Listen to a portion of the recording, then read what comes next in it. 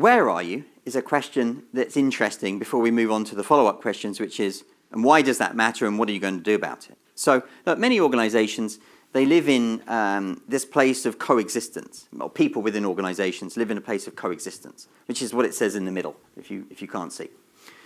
In fact, I can't see from here, so I imagine unless you are superhuman, then you can't either. So coexistence. And this is just like you're in the same office, you occupy the same space. Now, virtually is okay as well as in person in the same physical building. And you just happen to be. Now, our research from our Research Institute says that about 45% of our time is spent there, coexistence. That's not a positive place to be. But actually, before that, it gets even worse. And the next box down says resistance, which, of course, is even worse than just coexistence. And resistance, whether it's passive or otherwise, can be people deliberately taking too long to get something done. It can be, what else could it be? What do you think? How do people resist at work?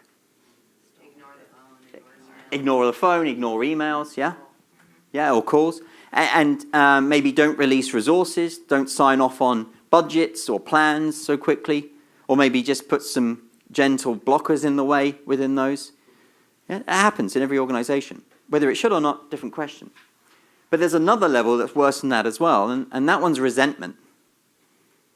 Now, if we're honest, I imagine that there are some people in this room who resent people at work.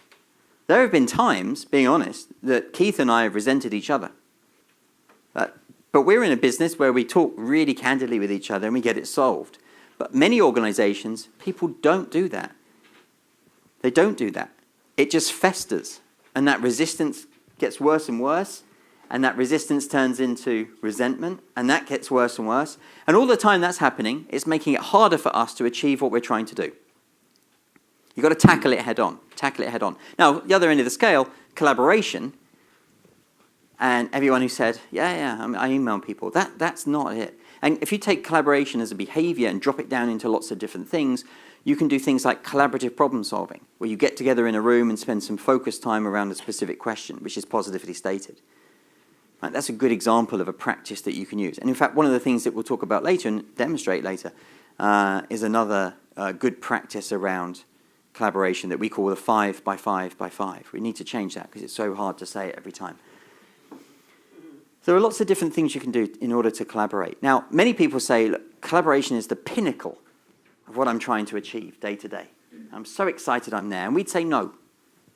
We'd say no. We'd say that was good in a less complex world, but it's not enough for what we're saying now is the future of work.